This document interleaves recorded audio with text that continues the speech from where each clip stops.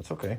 If you drop the nut, no big deal. And then the washer, you got the nut and the washer that comes off of there. Got it, both of them. You got the shock.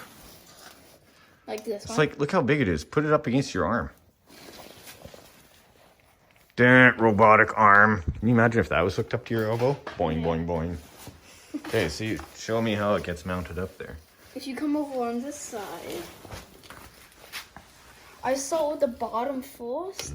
You see this little piece here that's to the bottom. And then I get this screw right here. Yes. Screw you. Good boy. And then I put it like this. Wiggle it sometimes. And then I get this. A nut. Here, Dada.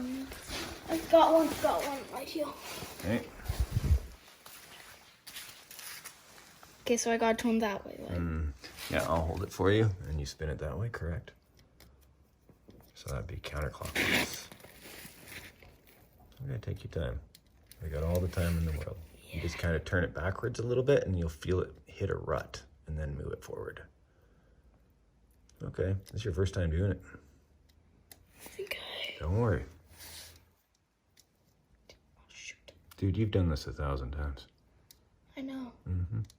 I still struggle. I do. There you go. I'll get my finger out of there. It'll make it easier. A little help you. Yeah, sure. Perfect. And then?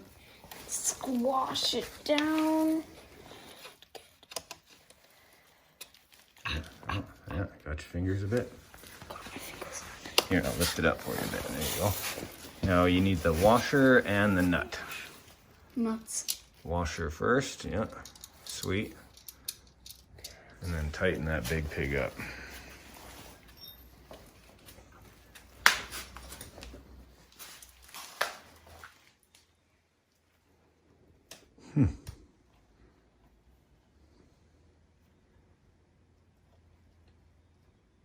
Nice and snug. You go snug and then quarter turn.